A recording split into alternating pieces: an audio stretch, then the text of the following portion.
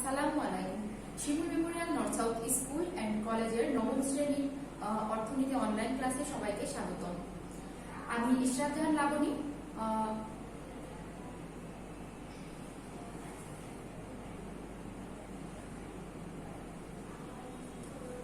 করোনার এই ক্রান্তি লগ্নে নিশ্চয়ই তোমরা সবাই সুস্থ আছো, ভালো আছো, বাসাতেই আছো এবং নিয়মিত পড়াশোনা করছো। করোনার সময় তোমরা অবশ্যই একটু পর পর ভালোভাবে হাত স্যানিটাইজ করবে এবং সবাই পুষ্টিকর খাবার খাবে এবং সুস্থ থাকবে। আসলে আমরা ক্লাস শুরু করি।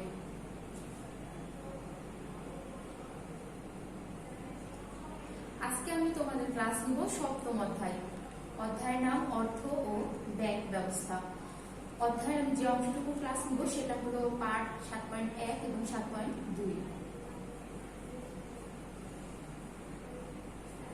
আজকের পাঠ শেষে আমরা যেটা শিখবো সেটা হলো অর্থ সম্পর্কে জানবো, অর্থের প্রকারভেদ সম্পর্কে জানবো, অর্থের কার্যাবলী সম্পর্কে জানবো। আলোচ্য বিষয় অর্থ, অর্থের প্রকারভেদ।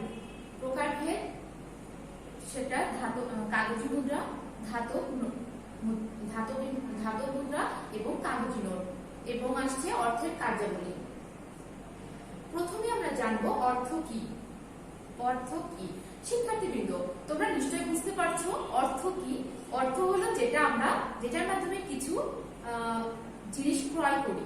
আচ্ছা, এটা হচ্ছে স্বাভাবিক অর্থে, কিন্তু আসলে অর্থটা আমাদের কিভাবে এলো? আমি একটু পূর্বের কিছু বলতে যাই। দেখো, পূর্বে যখন অর্থ সৃষ্টি হয়েছিল না, আমাদের মাঝে এসেছিল না, তখন কি হতো? বিনিময় করা হতো। তখন যে প্রথাটা প্রচলিত ছিল সেটা হলো বিনিময় প্রথা। যেমন একটা উদাহরণ হিসেবে দিতে পারি, মনে করো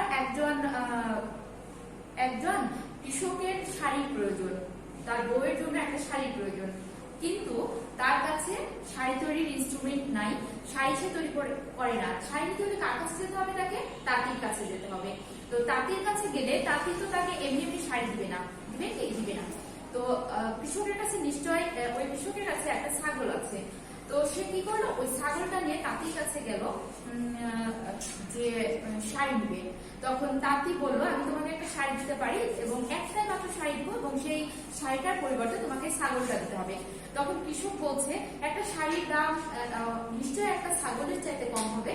তো কৃষকটা তখন মনে করছে, তাহলে আমি এই শাড়ির বদলে ছাগলটা দিব না। এই যে বিনিময় করতে যাচ্ছে, এই বিনিময় করতে গিয়ে যে তাদের বৈষম্যটা হচ্ছে, অর্থাৎ দামের তারতম্য ঘটছে, একটার দাম বেশি হচ্ছে, একটার দাম কম হচ্ছে। এই ক্ষেত্রে আমাদের তাহলে বিনিময়টা খুবই একটা কি অসুবিধার সৃষ্টি করছে, তাই না?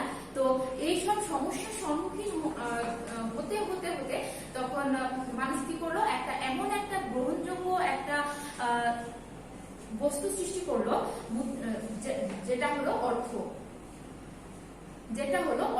অর্থের মাধ্যমে আমরা কি করতে পারি? খুব সহজেই বিনিময় করতে পারি। একটা দোকানে গেলাম, দোকানে গিয়ে একটা কলম কিনলাম, কলমের দাম 3 টাকা, আমি খুব সহজে 3 টাকা বের করে দিতে পারছি। যদি আমাদের অর্থটা প্রচলন না হতো, তাহলে আমরা কি করতে হতো? আমাদের কলমের প্রয়োজনে যদি আমি কৃষক হতাম, তাহলে নিশ্চয়ই আমার কাছে ছাগল থাকতো, ভেড়া থাকতো, গরু থাকতো, এগুলো দিয়ে বিনিময় করতে হতো। তো এই বিনিময় করতে গিয়ে আমাদের অনেক অসুবিধার সম্মুখীন হতে হতো। তো শিক্ষার্থীবৃন্দ, চলো এবার আমরা জেনে নিই। এই যে আমি উদাহরণটা দিলাম, এইটাই তোমাদের উদ্দীপক আসে, যে উদ্দীপক গুলো আসে যে একজন কৃষকের শাড়ির প্রয়োজন, শাড়ি তার কাছে বিনিময়যোগ্য একমাত্র ছাগল আছে, সে তাঁতির কাছে গেল, তাঁতি ছাগলের বিনিময়ে শাড়িটা দিতে চাইলো, এমনি দিতে চাইলো না। তো এরকম উদ্দীপক গুলো আসে, একটু ভালোভাবে খেয়াল করবে। এবার আমরা আসি অর্থের সংজ্ঞায়নে। দেখো, এই যে আমরা বললাম যে বিনিময়ের মাধ্যম, গ্রহণযোগ্য একটা মাধ্যম হলো অর্থ। তাহলে এখানে অর্থের সংজ্ঞাটা বলছে, সরকার কর্তৃক প্রবর্তিত যে বস্তু মূল্যের পরিমাপক, দেনা পাওনা মেটানোর উপায় হিসেবে সর্বত্র গ্রহণযোগ্য, সঞ্চয়ের বাহন ও ঋণের ভিত্তি হিসেবে স্বীকৃত, তাকে অর্থ বলে। তাহলে অর্থ হতে হলে তাকে হতে হবে সরকার কর্তৃক অবশ্যই প্রবর্তিত হতে হবে, সরকার কর্তৃক সেটা প্রচলিত হতে হবে। যে বস্তু মূল্যের পরিমাপক, দেনা পাওনা মেটানোর উপায় হিসেবে সর্বত্র গ্রহণযোগ্য, সঞ্চয়ের বাহন এবং ঋণের ভিত্তি হিসেবে স্বীকৃত, তাকে অর্থ বলে। এখন এই অর্থকে কয়েক ভাগে ভাগ করা যায়। যেমন তৈরির উপকরণের দিক থেকে অর্থকে 2 ভাগে ভাগ করা যায়। তৈরির উপকরণের দিক থেকে অর্থকে কয় ভাগে ভাগ করা যায়? দুই ভাগে। একটা হলো ধাতব মুদ্রা আর একটা হলো কাগজি নোট। তোমরা শিক্ষার্থীবৃন্দ সকলেই এই ধাতব মুদ্রা এবং কাগজি নোট নিশ্চয়ই চিনো। ধাতব মুদ্রা হলো যে ধাতব খণ্ড দ্বারা তৈরি যে মুদ্রার মাধ্যমে মানুষ পার্থিব জীবনে লেনদেন করে তাকে ধাতব মুদ্রা বলে। আমাদের দেশে ধাতব মুদ্রা প্রচলিত আছে কত? কোনগুলো? 1 টাকা, 2 টাকা, 5 টাকা, এগুলো হলো এই কয়েনগুলোকে আমরা ধাতব মুদ্রা বলছি। এরপরে আসছে কাগজি নোট। কাগজি নোটটা কি? কাগজি নোট, কাগজি নোটটা যে মুদ্রা কাগজ দ্বারা তৈরি করা হয় তাকে কাগজি নোট বলে। তাহলে কাগজি নোট আমাদের দেশে কয়টি কাগজি নোট আছে শিক্ষার্থীবৃন্দ? আমাদের দেশে 9টি কাগজি নোট আছে, কিন্তু বর্তমানে আমাদের আরেকটা কাগজি নোট বের হয়েছে, সেটা হলো 200 টাকার একটা নোট। তাহলে আমরা আজকে একটু জেনে নিই আমাদের কাগজি নোটগুলো কি। কাগজি নোটগুলো হলো 1 টাকা, 2 টাকা, 5 টাকা, 10 টাকা, 20 টাকা, 50 টাকা, 100 টাকা, 200 টাকা, 500 টাকা এবং 1000 টাকার নোট। ধাতব মুদ্রাকে আবার দুই ভাগে ভাগ করা যায়, একটা হলো প্রামাণিক মুদ্রা আর একটা প্রতীকী মুদ্রা। ধাতব মুদ্রা দুই প্রকার, একটা প্রামাণিক মুদ্রা আর একটা প্রতীকী মুদ্রা। এরপরে আসছে কাগজি নোট। কাগজি নোটকে দুই ভাগে ভাগ করা যায়, কাগজি নোটকে দুই ভাগে ভাগ করা যায়, একটা রূপান্তরযোগ্য মুদ্রা আর একটা অরূপান্তরযোগ্য মুদ্রা। শিক্ষার্থীবৃন্দ, রূপান্তরযোগ্য মুদ্রার সংজ্ঞাটা হলো, রূপান্তরযোগ্য মুদ্রা বলতে বোঝায় যে কাগজি নোটের পরিবর্তে চাওয়া মাত্র সরকার সমমূল্যের দেশীয় মুদ্রা দিতে বাধ্য থাকে। তাহলে রূপান্তরযোগ্য মুদ্রা যে কাগজি নোটের পরিবর্তে চাওয়া মাত্র সরকার সমমূল্য দেশীয় মুদ্রা দিতে বাধ্য থাকে। এখন এই রূপান্তরযোগ্য মুদ্রা কোনগুলো? রূপান্তরযোগ্য মুদ্রা 1 টাকা এবং 2 টাকা কাগজি নোট বাদে যে নোট এবং মুদ্রাগুলো, যে নোটগুলো আছে, কাগজি নোটগুলো আছে, সবগুলোই রূপান্তরযোগ্য মুদ্রা। শিক্ষার্থীবৃন্দ, আমাদেরকে মনে রাখতে হবে রূপান্তরযোগ্য মুদ্রা 1 টাকা ও 2 টাকার কাগজি নোট বাদে যে কাগজে আর বাকি 8টা কাগজি নোট আছে সবগুলোই রূপান্তরযোগ্য মুদ্রা। এবার আসছে অরূপান্তরযোগ্য মুদ্রা। অরূপান্তরযোগ্য মুদ্রা বলতে বোঝায় যে কাগজি নোটের পরিবর্তে সরকারের কাছ থেকে কোনো বৈদেশিক মুদ্রা, সোনা, রূপা পাওয়া যায় না, সেটা হলো অরূপান্তরযোগ্য মুদ্রা। তাহলে রূপান্তরযোগ্য মুদ্রা কাগজি নোটের পরিবর্তে চাওয়া মাত্র সরকার সমমূল্য যে কোনো দেশীয় মুদ্রা দিতে বাধ্য থাকে, কিন্তু অরূপান্তরযোগ্য মুদ্রার ক্ষেত্রে কাগজি নোটের পরিবর্তে সরকারের কাছ থেকে কোনো বৈদেশিক মুদ্রা, সোনা, রূপা কিছু পাওয়া যায় না। তাহলে আমি বললাম রূপান্তরযোগ্য মুদ্রা 1 টাকা এবং 2 টাকার নোট বাদে সবগুলো রূপান্তরযোগ্য মুদ্রা। তাহলে অরূপান্তরযোগ্য মুদ্রা আসছে 1 টাকা ও 2 টাকার এই কাগজি নোট, অর্থাৎ 2টা। অরূপান্তরযোগ্য মুদ্রা হলো 2টি, 1 টাকা ও 2 টাকার নোট। এবার আসছে গ্রহণের বাধ্যবাধকতার দিক থেকে অর্থ 2 প্রকার। গ্রহণের বাধ্যবাধকতার দিক থেকে অর্থ 2 প্রকার। শিক্ষার্থীবৃন্দ, আমি একটু পূর্বে যাই। অর্থের প্রকারভেদে প্রথমে আমরা আসলাম তৈরির উপকরণের দিক থেকে অর্থ 2 প্রকার। তৈরির উপকরণের দিক থেকে অর্থ 2 প্রকার। ধাতব মুদ্রা, কাগজি নোট। ধাতব মুদ্রা 2 প্রকার, কাগজি নোট 2 প্রকার। এরপরে আসছে গ্রহণের বাধ্যবাধকতার দিক থেকে অর্থ 2 প্রকার, একটা বিহিত অর্থ ও ব্যাংক সৃষ্ট অর্থ। বিহিত অর্থ ও ব্যাংক সৃষ্ট অর্থ। বিহিত অর্থ কি? যে অর্থ সরকারি আইন দ্বারা প্রচলিত তাকে বিহিত অর্থ বলে। আমাদের দেশে বিহিত অর্থ সরকার ও কেন্দ্রীয় ব্যাংক কর্তৃক প্রচলিত ধাতব মুদ্রা ও কাগজি নোট নিয়ে গঠিত। বিহিত মুদ্রাকে আবার 2 ভাগে ভাগ করা যায়। শিক্ষার্থীবৃন্দ, তোমাদের জ্ঞানমূলক প্রশ্ন অনেকবার আসে এই প্রশ্নটা যে বিহিত মুদ্রা কি। তাহলে আমরা অ্যান্সারটা খুব সহজেই কিন্তু দিতে পারবো। যে অর্থ সরকারি আইন দ্বারা প্রচলিত তাকে বলা হয় বিহিত মুদ্রা। বিহিত মুদ্রা 2 প্রকার, কি কি? অসীম বিহিত অর্থ এবং সসীম বিহিত অর্থ। অসীম বিহিত অর্থ এবং সসীম বিহিত অর্থ। অসীম বিহিত অর্থ কি? অসীম বিহিত অর্থ বলতে বোঝায় যে বিহিত অর্থ দ্বারা আইনগত যে কোনো পরিমাণ লেনদেন করা যায় এবং দেনা পাওনা পরিশোধ করলে পাওনাদার তা গ্রহণ করতে বাধ্য থাকে। তাহলে অসীম বিহিত অর্থ হচ্ছে যে বিহিত অর্থ আইনগত যে কোনো পরিমাণ লেনদেন করা যায় এবং দেনা পাওনা পরিশোধ করলে পাওনাদার তা গ্রহণ করতে বাধ্য থাকে। এখন অসীম বিহিত অর্থ কোনগুলো? অসীম বিহিত অর্থ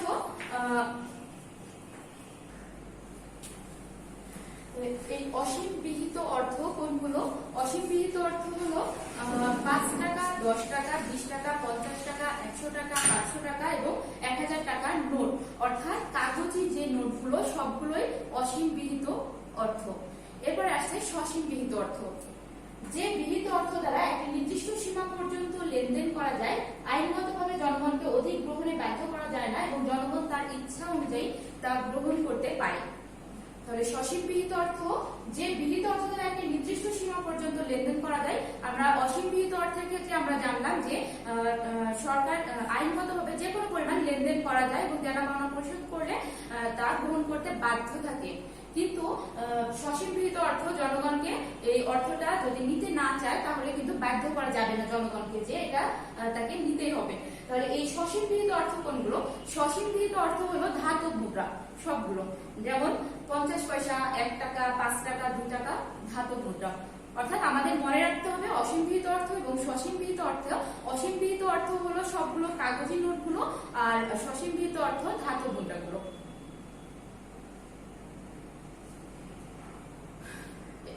আমাদের এখানে ব্যাংকের একটা ছবি দেওয়া আছে, যেটা বাংলাদেশ ব্যাংক, আমাদের কেন্দ্রীয় ব্যাংক বলা হয়। এরপরে আসছে অর্থ ও ব্যাংক ব্যবস্থা। অর্থ ও ব্যাংক ব্যবস্থা। আয়, ব্যয়, সঞ্চয় ও ঋণ সবই অর্থের মাধ্যমে হয়ে থাকে। অর্থ ঋণের ব্যবসা ব্যাংক বা আর্থিক প্রতিষ্ঠানের মাধ্যমে হয়ে থাকে। ব্যাংক জনগণের উদ্বৃত্ত অর্থ আমানত হিসেবে গ্রহণ করে ঋণ গ্রহীতাকে ঋণ হিসেবে প্রদান করে। আমাদের দেশে কৃষি উন্নয়ন, শিল্পায়ন, কর্মসংস্থান ও ব্যবসা বাণিজ্যে ব্যাংক অত্যন্ত গুরুত্বপূর্ণ ভূমিকা পালন করে।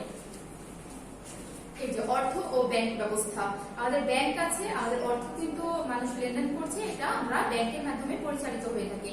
আমরা যে মুদ্রার যে প্রকারভেদগুলো জানলাম, এখানে কিছু ধাতব মুদ্রার ছবি দেওয়া আছে শিক্ষার্থীবৃন্দ। এরপরে দেওয়া আছে কাগজি নোট। তোমরা এই অর্থগুলো নিশ্চয়ই চিনো। এরপরে আমরা আসবো অর্থ ও অর্থের কার্যাবলীতে। অর্থের কার্যাবলী, এই যে আমি প্রথমে অর্থের সংজ্ঞায় বলেছিলাম যে অর্থের কিছু কার্যাবলী আছে, অর্থাৎ অর্থ প্রচলনের পূর্বে আমরা বিভিন্ন সমস্যা করতাম। এই সমস্যাগুলো থেকে সমাধানের জন্য যে অর্থটা তৈরি হওয়ার পর আমরা যে সমাধানগুলো পেয়েছি সেগুলো আমরা অর্থের কার্যাবলীর মধ্যে করছি। যেমন আধুনিক উৎপাদন ব্যবস্থা এবং সমাজ জীবনে অর্থ নানা প্রকার গুরুত্বপূর্ণ কাজ সম্পাদন করে। আধুনিক উৎপাদন ব্যবস্থা এবং সমাজ জীবনে অর্থ নানা প্রকার গুরুত্বপূর্ণ কাজ সম্পাদন করে। অর্থের কাজ চারটি। অর্থের কাজ চারটি। কি কি? প্রথম গুরুত্বপূর্ণ যে মাধ্যম কাজ সেটা হলো বিনিময়ের মাধ্যম। এরপর আসছে মূল্যের পরিমাপক, লেনদেনের বাহন, সঞ্চয়ের বাহন, স্থগিত লেনদেনের বাহন। এখন বিনিময়ের মাধ্যম কি? অর্থ সবার নিকট গ্রহণযোগ্য বলে অর্থের বিনিময়ে যে কোনো প্রকার লেনদেন সম্পন্ন খুব সহজেই করা যায়। বিক্রেতা কোনো দ্রব্যের বিনিময়ে অর্থ গ্রহণ করে, আবার ক্রেতা অর্থের বিনিময়ে দ্রব্য সামগ্রী ক্রয় করে। এই যে আমরা ক্রেতা এবং বিক্রেতার মধ্যে যে লেনদেনটা সম্পন্ন করছি, এটা হলো আমাদের লেনদেন অর্থের মাধ্যমে হচ্ছে। এই জন্য অর্থকে লেনদেনের একটা উত্তম মাধ্যম বলা হয়। এরপরে আসছে মূল্যের পরিমাপক। মিটার যেমন দৈর্ঘ্যের, কিলোগ্রাম যেমন ওজনের পরিমাপক, ঠিক তেমনি অর্থ পণ্য ও সেবার মূল্যের পরিমাপক। যেমন আমি একটা দোকানে গেলাম, দোকানে গিয়ে একটা কলম কিনবো, কলম কিনলাম, কলম আমি নিলাম এবং ওই বিক্রেতাকে 50 টাকা, সাপোজ 50 টাকা দিলাম। এই যে টাকাটা দিলাম, এই টাকাটা হলো কি হলো? ওই কলমটির মূল্যের পরিমাপক। এরপর আসছে সঞ্চয় বাহন। সঞ্চয় বাহন কি? অধিকাংশ দ্রব্য সামগ্রী পচনশীল বলে দ্রব্য সামগ্রীর মাধ্যমে সঞ্চয় করা সম্ভব নয়। তাছাড়া যে সেবা জীবন্ত উপকরণ, তাই শ্রম ও সেবা দিয়েও শ্রম ও সেবাও সঞ্চয় করা যায় না। এই জন্য অর্থকে আমরা সঞ্চয়ের সবচেয়ে গুরুত্বপূর্ণ একটা মাধ্যম হিসেবে গ্রহণ করি। এরপর আসছে স্থগিত লেনদেনের বাহন। স্থগিত লেনদেনের বাহনটা কি? স্থগিত লেনদেন বলতে ভবিষ্যৎ দেনা পাওনাকে নির্দেশ করে। এসব দেনা পাওনা হিসাব নিকাশ অর্থের মাধ্যমে করা হয়। অর্থাৎ ভবিষ্যৎ দেনা পাওনা বলতে বোঝাচ্ছে অর্থের মাধ্যমে ঋণ গ্রহণ করে সকল ঋণ, যেগুলো ঋণ দেওয়া হয় সেগুলো হলো ভবিষ্যৎ লেনদেন, ড্রাফট, বিনিময় বিল প্রভৃতি ঋণপত্রের মাধ্যমে সম্পন্ন হয়। তো শিক্ষার্থীবৃন্দ, তাহলে আমরা আজকে আমাদের ক্লাসটা নিশ্চয়ই আশা করছি তোমরা ক্লাসটা খুব ভালোভাবে সম্পন্ন করেছো, বুঝতে পেরেছো অর্থ কি, অর্থ কত প্রকার, অর্থের বিভিন্ন প্রকারভেদ, অর্থের কার্যাবলী। তো অর্থ সংজ্ঞায়নে কি বলেছিলাম? মূল্যের পরিমাপক।